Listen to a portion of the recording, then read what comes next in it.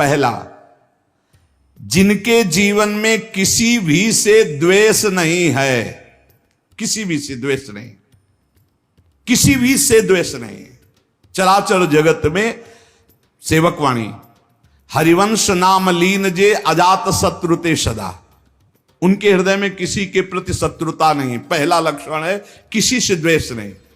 मानो आपसे नाराज हो गए तो द्वेष पूर्वक नहीं नाराज हुए, आपको सद आचरण बताने के लिए, सद में प्रतिष्ठित करने के लिए आप फिर थोड़ी देर बाद मिले, फिर आपको मुस्कुराते मिलेंगे। यह नहीं हो सकता कि उनके अंदर द्वेष हो जाए। वो एक ऐसे उबाल आई है आपके कल्याण के लिए, वो आपको डांटा, आपको सही मार्ग बताया, फिर जब आप मिले फिर वैसे मृदु स्वभाव से मिलेंगे। कोई उनके अंदर द्वेष नहीं होगा। और द्वेष जिसके अंदर होता है तो सालों चलता है, पूरे जीवन भर चल जाता है, देखते ही जल जाएगा वही आदमी है जिसने ऐसा। दूसरा, उनका सबके प्रति प्रेम भरा व्यवहार होता है।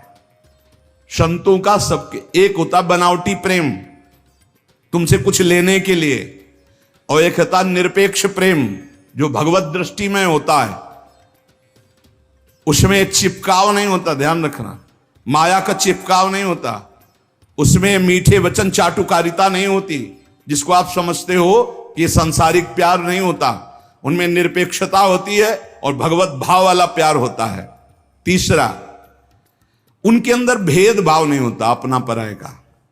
पर आप पीछे सुन चुके हैं, विशेष प्रियता, विशेष श्रद्धा, विशेष समर्पण वाले के प्रति दिखाई देगी। वस्तुतः उनके हृदय में समता है, पर दिखाई देगा ऐसा जो विशेष श्रद्धा और विशेष समर्पण, तो वहां विशेष पक्षपात दिखाई दे। जैसे भगवान समूहम सर्वभूतेषु, लेकिन भक्तों में पक्षपात करते दिखाई देते हैं, द्वेषियों का वध करते दिखाई देते हैं। है तो सम, लेकिन भक्ति ने उनको भगवान के हृदय में पक्षपात प्रकट कर दिया। ऐसे ही संत सम है, आपका समर्पण और आपका प्रेम पक्षपाती बना देगा उनको। भाव अंदर से समर्पित सबके प्रति, भेदभाव रहित। चौथा, श्री भगवान के सिवा कोई अपनापन नहीं कहीं किसी से भी। ये संत की पहचान, भगवान के सिवा किसी से अपनापन नहीं। ये अपने हैं, ये शब्द नहीं। मेरे तो गिरधर गोपाल दूसरों न कोई। संत की स्थिति में, आंतरिक स्थिति में केवल भगवान, और वही सब रूपों में है, इसलिए सबसे प्यार। शरीर मन वाणी में कहीं भी अहंकार नहीं, न शरीर में, न मन में, न वाणी में। सुख दुख में जिनकी बुद्धि स्थिर रहती है वो संत हैं। अपना बुरा करने वाले के प्रति सामर्थ्य है दंड देने की, पर दंड ना देकर उसको क्षमा करना, ये संत का स्वभाव है। सामर्थ्य है, अच्छे से दंड दे सकते हैं, तप के द्वारा दंड दे सकते हैं, समाज के द्वारा दंड उनको दिला सकते हैं, लेकिन वो क्षमा करेंगे। संत का स्वभाव दंड देना नहीं। अनुकूल और प्रतिकूल वस्तु या परिस्थिति या व्यक्ति या स्थिति में बराबर संतुष्ट रहना। चाहे अनुकूल परिस्थिति हो, चाहे अनुकूल व्यक्ति हो, चाहे अनुकूल घटना हो या प्रतिकूल परिस्थिति हो, प्रतिकूल वस्तु हो, प्रतिकूल घटना हो, वो समान स्थिति हृदय की रहना। चित्त का निरंतर योग युक्त रहना। योग युक्त किसे कहते हैं? निरंतर भजन चलते रहना। तेसाम सतत युक्ता नाम भजताम प्रीतिपूर्वकम ददामि बुद्धि योगम तम। निरंतर भगवान के चिंतन में डूबे रहना संत का लक्षण। चेहरा बता देता है कि भगवान में डूबा है कि संसार का चिंतन हो रहा है। जो भगवान में डूबा होता है उसकी एक अलग अलौकिकता होती है, उसके नेत्र, उसके मुखारविंद से एक आभा प्रकट होती रहती है। जो भगवान में डूबा होता है वो मन और इंद्रियों पर विजय प्राप्त किए हुए होते हैं। उनका एक ही निश्चय होता है, सत्य परमात्मा है, वही सर्व रूपों में है। कोई लड़ाई झगड़ा नहीं, कोई ये बांट बंटवारे वाली बात। जो संत सिद्ध है वो सर्वत्र अपने भगवान को देखता है, सब रूपों में वही है। ये छोटी छोटी जो लड़ाई झगड़े निंदा स्तुति ये सब अज्ञान की धरा में है। संत का मन बुद्धि तन सर्वस्व भगवान को अर्पित हो चुका है, अब उस पर उसका कोई अधिकार नहीं है। संत अपने किसी आचरण से किसी जीव का पतन उद्विग्न नाश ये कर ही नहीं सकता। साधु ते होए न कारज हानि। बोले नहीं, संत जन तो बड़े बड़े सिद्धों ने श्राप दे दिया, तो जिनको श्राप दिया वो वरदान से भी ज्यादा बढ़कर हुआ। जिनको भी श्राप दी, जा वृक्ष हो जा, तो कहा कि नंदालय के नंदलाला का दर्शन और इस पर संभाषण प्राप्त हुआ नलकुबर मणिग्रीव को। संत के साथ जब कोई गलत व्यवहार करता है तो वो उसके साथ कभी गलत व्यवहार नहीं करते। संत की पहचान, उसके साथ गलत व्यवहार नहीं करेंगे। संत को जब सांसारिक वस्तुएं घेरती हैं तो उनमें वो समान भाव रखते, ना हर्षित होते न शोकित होते। आए तो हर्ष नहीं, गए तो शोक नहीं। महलों में रखो चाहे झोपड़ी में वास दो। संत के हृदय में किसी से ईर्ष्या या डाह नहीं होती। संत सदैव अपने समीप भगवान को देखकर निर्भय रहता, कभी उसमें भय नहीं होता। पर ये परीक्षा ना लेके भयभीत होते हैं कि नहीं, या चीख दो या कुछ भट्ट से एकदम कर दो, विचार भय नहीं रहता। अचानक भय सबके अंदर रहता है, ये ध्यान रखना। यही व्याख्या श्री मंगलानंद सरस्वती जी सेनपुर में महाराज जी, तो एक संत आए हुए थे जो ज्ञान पढ़े थे वेदांत। उनका महाराज आपकी ये बात समझ में नहीं आई। उनका संत में विचार भय नहीं रहता, आगंतुक भय तत्काल हो जाएगा। जैसे बंदर की दे, कुछ भी ऐसी अच्छा ऐसे हो जाएगा। उनका जब ज्ञान है तो क्यों हो जाएगा, सब शरीर ही नहीं है मैं तो कैसे हो जाएगा। तो हो सकता है महाराज चौकी लाओ बैठा लो, वो सिद्ध पुरुष थे बैठा।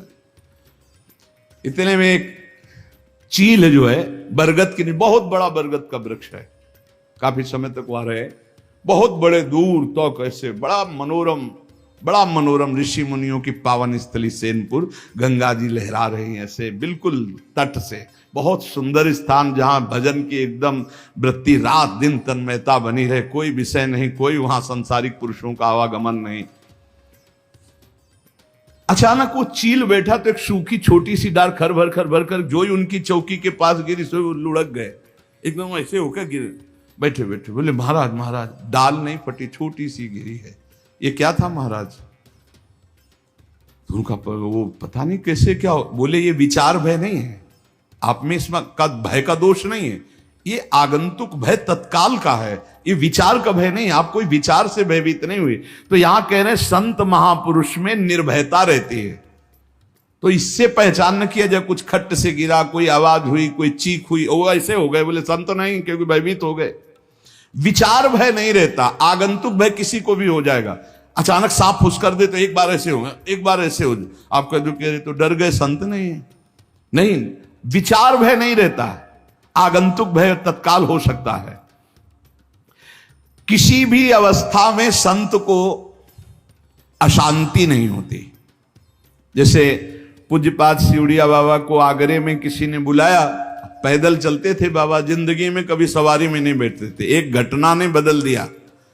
बाबा ट्रेन में बैठ करके आ रहे थे तो टीटी कहते, उन्होंने पूछा टिकट, तो नई अवस्था थी और बाबा का बड़ा वैराग्य में जीवन, लौकी का कमंडल, एक वस्त्र केवल।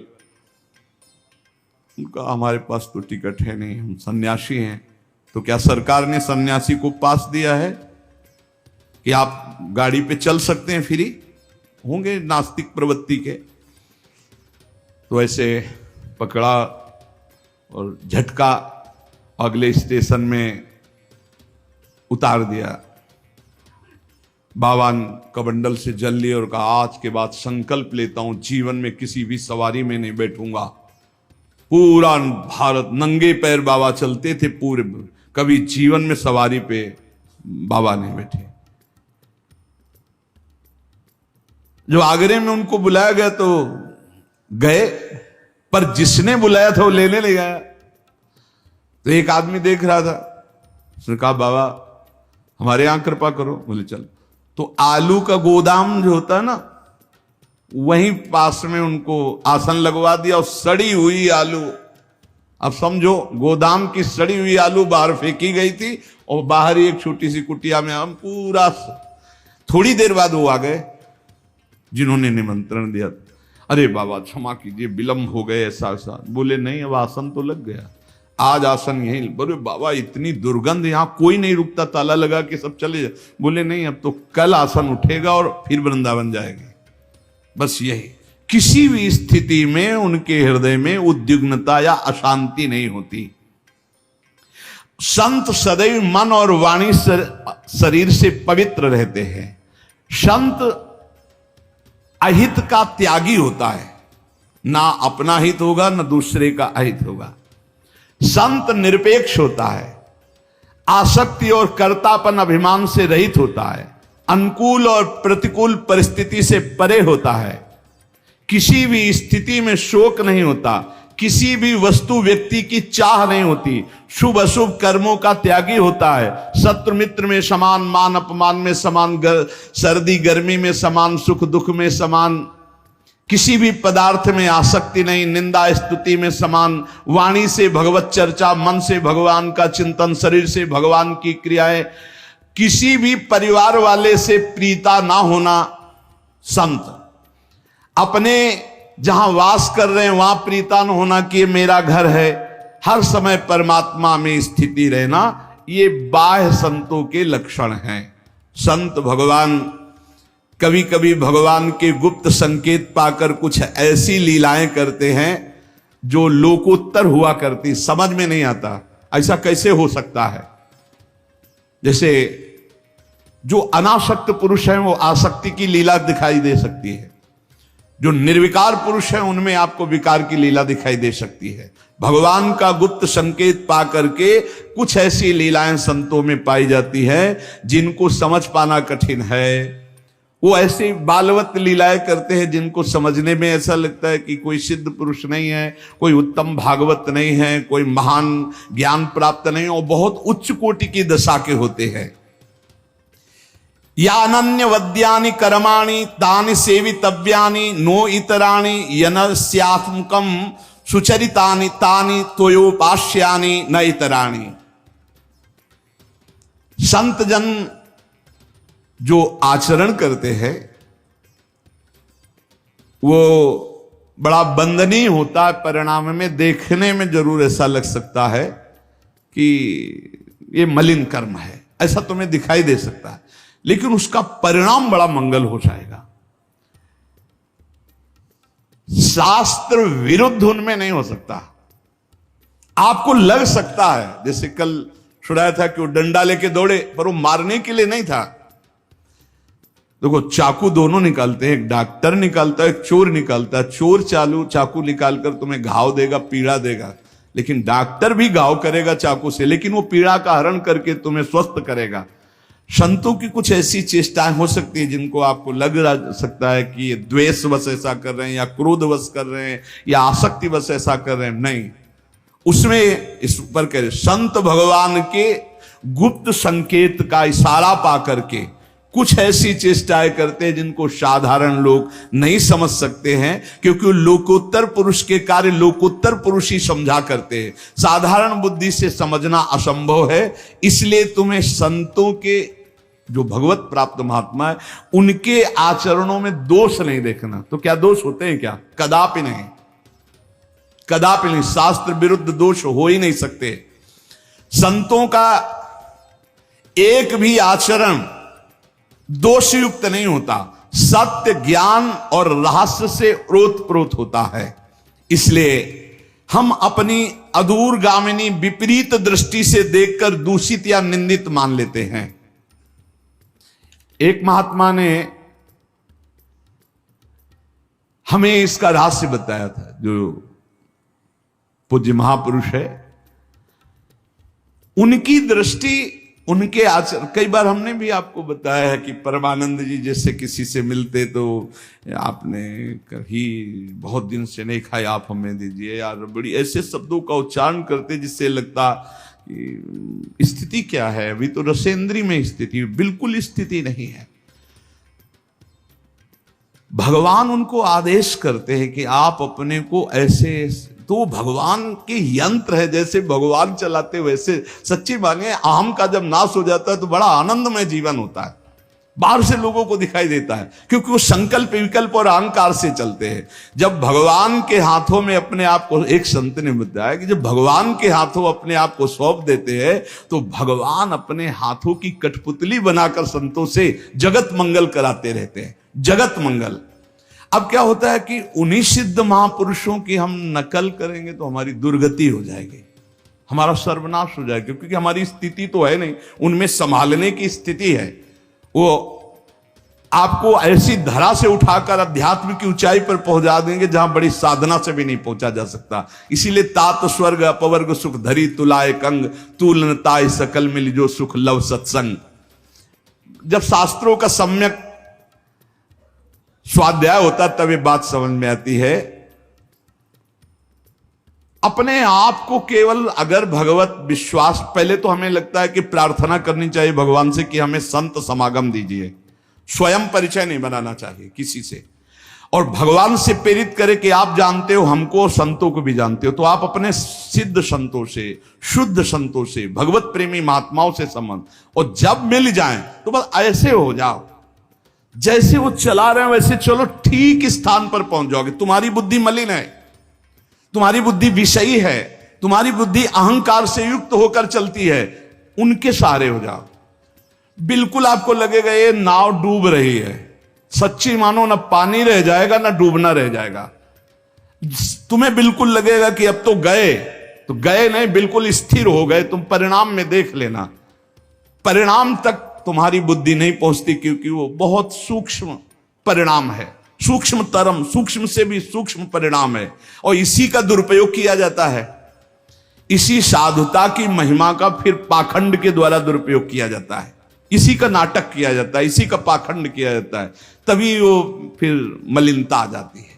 जो सिद्ध संत होते हैं, जो भगवत मार्ग के संत होते हैं, आज तक किसी का मंगल नहीं हुआ, इतिहास साक्षी है कि जो संत हैं, जो साधक हैं उत्तम भगवत प्राप्ति के मार्ग में चलने वाले, वो विद्या विनय संपन्ने ब्राह्मणे गविहस्तनी सुनी चुपाके च पंडिता समदर्शिना, वो समदर्शी होते हैं।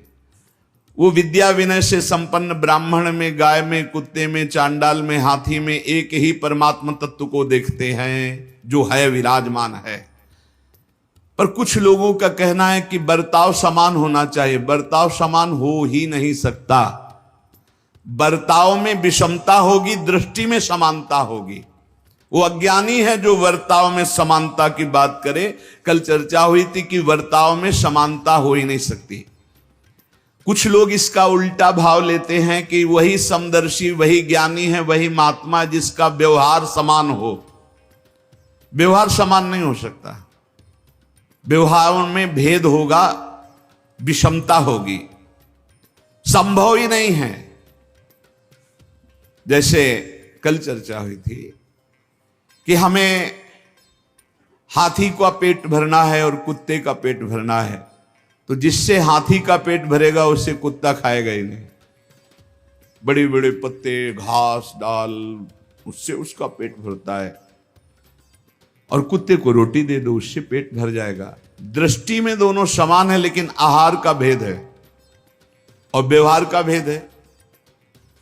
हाथी की बड़े बड़े राजा लोग बड़े बड़े सवारी करते हैं लोग, पर कुत्ते की सवारी तो केवल भैरव बाबा ही करते हैं, दूसरे के सामर्थ्य नहीं, भैरव जी का वाहन।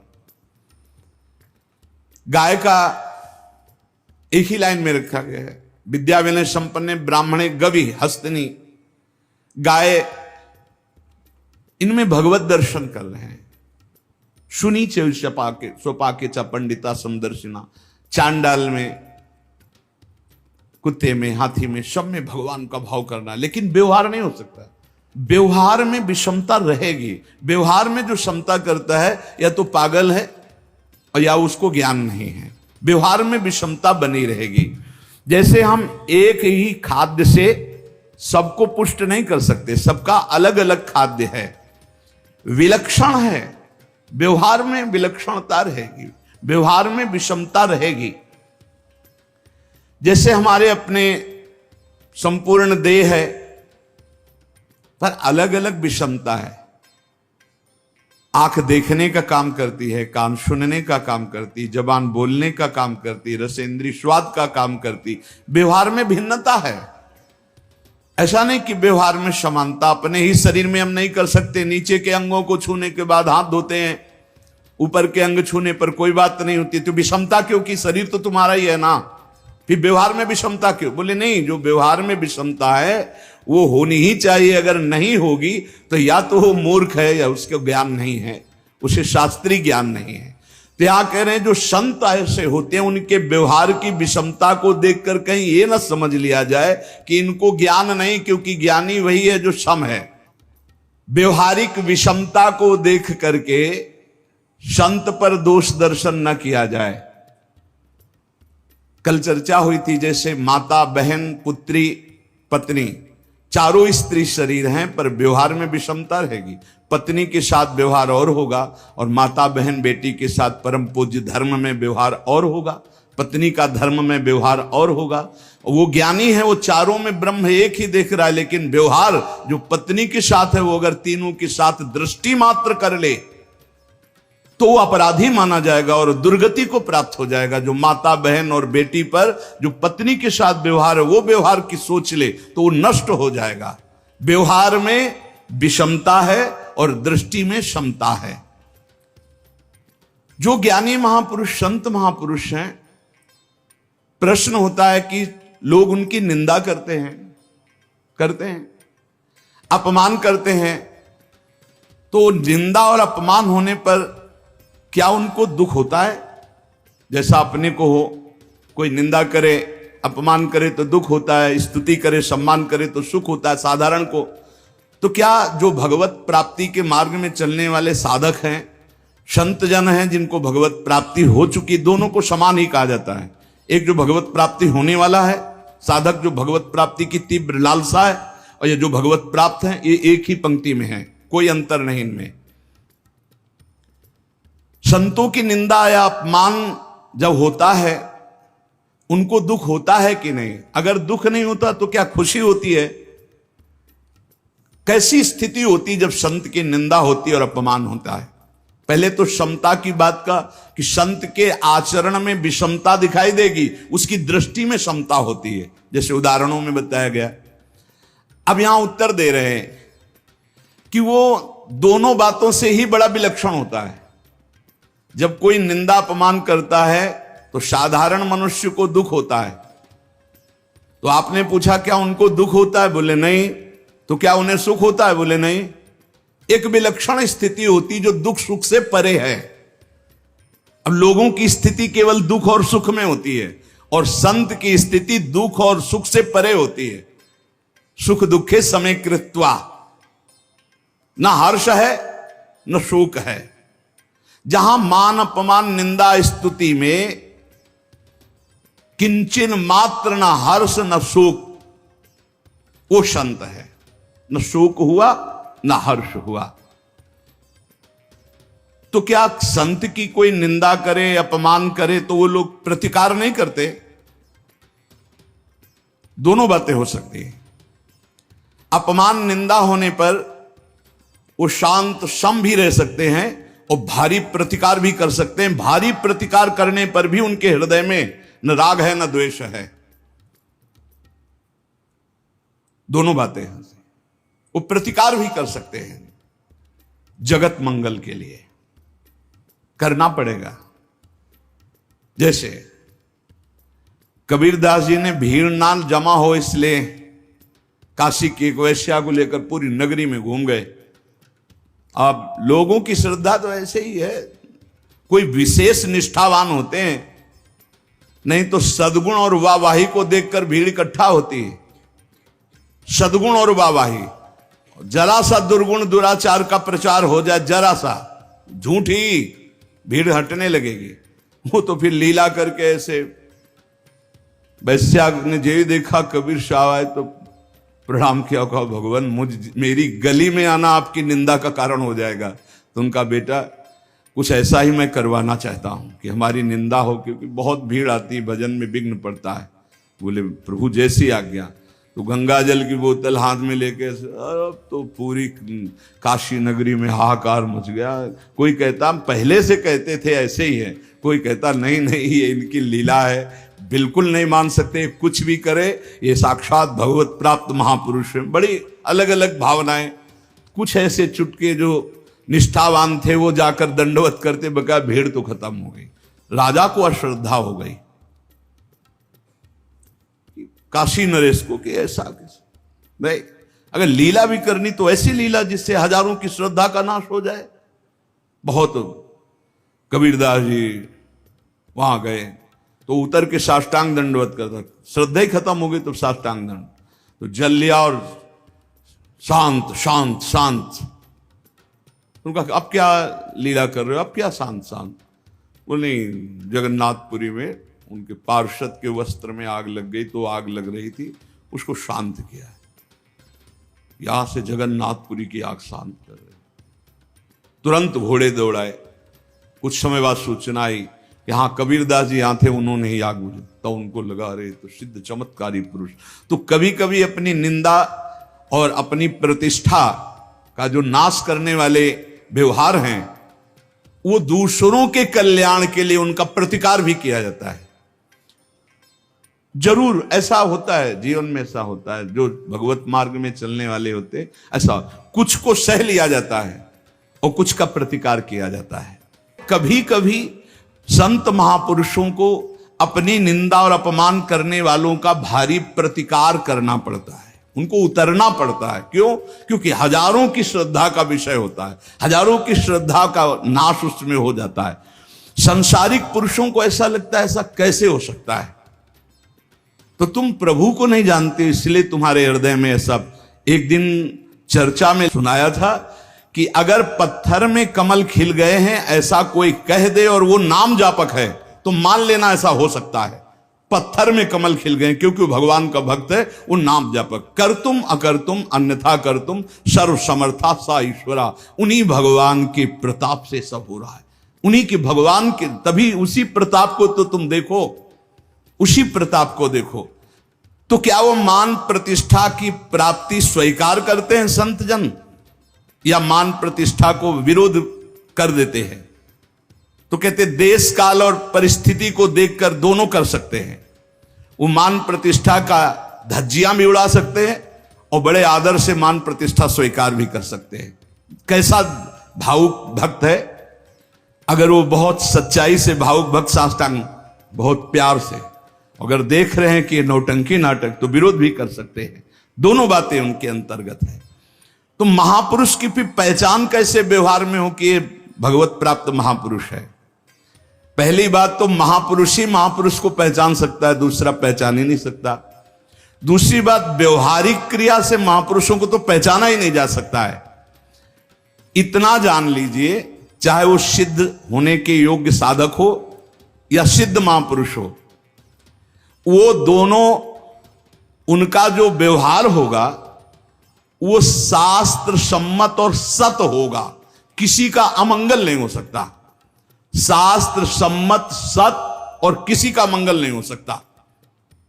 संत भाव की प्राप्ति में कुछ विघ्न है, चाहे साधक चाहे गृहस्थी, सब भगवान के लाडले संत हैं जो भजन करते हैं। उन विघ्नों से बच जाए तो साधुता हृदय में आ जाएगी। पहला है, शुद्ध सत्य की कमाई का ही भोजन करे, अशुद्ध असत्य की कमाई का भोजन न करे। अगर अशुद्ध पापाचरण की कमाई का भोजन करेगा तो बुद्धि भ्रष्ट हो जाएगी, भगवान से विमुख हो जाएगा, पक्का समझ लो। हम सबसे प्रार्थना करते हैं कि कम पैसे वाला भोजन से पेट भरा जाए। जैसे भोग सामग्री बहुत सुंदर सुंदर सब, तो उसमें यह देखा जाए कि कम स्वादिष्ट कौन है और कम पैसे वाला कौन है, उससे पेट भरा है। केवल ये 2 अंगुल जीभ की बात है भाई, इसके नीचे गया तो खट्टा मीठा कैसा कोई मतलब नहीं होता भाई, इतने को तुम संभाल लो। और जब प्रभु ने भोग पा लिया है तो आप बस, हमने देखा है संतों को 4 रोटी डाला, ये थोड़ी सब्जी डाल, बस ठीक, नहीं ये गुलाब जामुन खीर नहीं, ये आप आइए, हमारा बस हो गया हो गया। थोड़ा सा कठोर बनिए अपनी रसेंद्री के प्रति। शुद्ध सत्य कमाई का परिमित थोड़ा भोजन, अशुद्ध अधर्म की कमाई का बिल्कुल भोजन नहीं। अच्छा, इसको कैसे जानोगे शुद्ध कमाई? अपने आप को भगवान को समर्पित रखो, तुम्हारे पास आ ही नहीं सकता अशुद्ध, पक्का समझो, आ ही नहीं सकता अशुद्ध, क्योंकि भगवान रक्षा में है। करो सदा तिनके रखवारी, जिम बालक राखे मन। भगवत आश्रित हो तो अधर्म का अन्न तुम्हारे ओंठ के अंदर जा ही नहीं सकता, पक्का समझ लो, विश्वास करो। दूसरी बात, कभी हम जिस व्यक्ति को जानते हैं झूठ बोलता है, व्यभिचार करता है, गंदे आचरण करता है, हम कभी उसको पास न बैठने दें। यदि ऐसा व्यक्ति भगवान की प्राप्ति के लिए कदम बढ़ाना चाहता है और कहता है कि मैं छोड़ दूंगा, तो आप हृदय से लगा लेंगे। और अगर वो अपनी गंदी आदत हो तो ऐसे गंदे पुरुष का संग न करे। माया से कौन तरता है? कस्तरति कस्तरति मायाम, बोले यो संगास त्यजति यो महानुभाव सेवते यो निर्ममो भवति। जो कुसंग का त्याग कर देता है, जो महापुरुषों का सेवन करता है, जो ममता रहित होता है, वो माया से तर जाता है। क्योंकि ऐसे पुरुषों के संग से साधना नष्ट हो जाती है और साधक में अभिमान और ममत्व जागृत हो जाता है। संसारिक पुरुषों के संग से धारणा ही बदल गई। चौथा, भगवान के मार्ग में चलने में कभी अपने को गुरु ना बनाना। अगर गुरु अपने को मान लिया तो विघ्न पड़ जाएगा भगवत प्राप्ति में। गुरु नहीं, जैसे सेवा मिली तो पोस्टमैन है। आपकी बात ठाकुर जी को बता दी, ठाकुर जी श्री जी की बात आपको बता दी, गुरु जी श्री जी हैं, गुरु आचार्य हैं, गुरु गुरु जी हैं। अपने को कभी गुरु ना मानना, अपने को कभी गुरु ना मानकर हम सेवक भाव से लगे रहेंगे। सब स्वामी हमारे हैं, जैसा हमें आदेश है वैसा हम आचरण कर रहे हैं। गुरु के तो भगवान हैं, वही नाम महिमा रूप लीला धाम प्रकाशित करवाते हैं, अपने तो सब सेवक हैं। पूजा प्रतिष्ठा की चाह रखना ये भगवत प्राप्ति से विमुख कर देगी। तर्क वितर्क वाद विवाद खंडन मंडन बिल्कुल कलह नहीं इस तरह की। सबसे हार जाओ और चुप होकर भजन करो, नहीं तो विघ्न पड़ जाएगा आपकी साधुता में। अपने इष्ट को सर्वोपरि मान करके दूसरे इष्ट को नीचा दिखाने की वृत्ति रखना, उनकी निंदा करना, इससे आपकी साधुता नष्ट हो जाएगी। शरीर इंद्रिय मन बुद्धि को सदा शुद्ध आध्यात्मिक मंडल में रखना। जैसे ये हम कई बार कहते हैं कि राधा केली कुंज में आप बैठने मात्र से पवित्र हो जाएंगे। अखंड नाम कीर्तन होता है, वाणी पाठ होता है, भगवत चर्चा होती, एक मिनट भी आंख खाली नहीं रहता। तो यहां जैसे बैठोगे तो इस वातावरण में बैठने मात्र से आपके पाप नष्ट हो जाएंगे, आपका मन शांत और एकांतिक वृत्ति जागृत होने लगेगी। भागवतिक वातावरण में अपने को अधिक समय रखना। भगवान सर्वत्र सदा विराजमान हैं, ये दृढ़ विश्वास रखना। 24 घंटे में कम से कम 2 घंटे एकांत बैठ करके ध्यानस्थ होकर के नाम मंत्र भगवान के रूप का ध्यान, ये इतना तो होना चाहिए। 24 घंटे में 2 घंटे तो एकांत होना चाहिए। बोले नहीं 6 घंटे 8 घंटे रहते हैं। बोले कैसे? बोले सो के। जागते हुए एकांत 2 घंटे भगवत चिंतन करना। प्रसंग तो बहुत बड़ा है। देखो ये जो रोज चर्चा होती है काट छांट जीवन की, ये भगवत प्राप्ति के लिए होती है। अगर इसको आप ध्यान से सुनिए और रोज थोड़ा थोड़ा उतारते रहिए तो एक दिन निश्चित भगवत प्राप्त महात्मा बन जाएंगे। सत्संग कभी व्यर्थ नहीं जाता। बड़े बड़े नीच पातकियों को भी जब सत्संग सुनने को मिला तो महात्मा बन गए। इससे आप सबसे प्रार्थना है कि हमें और आपको कथन और श्रवण का जो भगवान ने सौभाग्य दिया, बड़े बड़े महापुरुषों की बातें ढूंढ ढूंढ करके आपको जो सुनाई जा रही, आप उनको अपने जीवन में उतारें और इसी जन्म में भगवत प्राप्ति कर लें।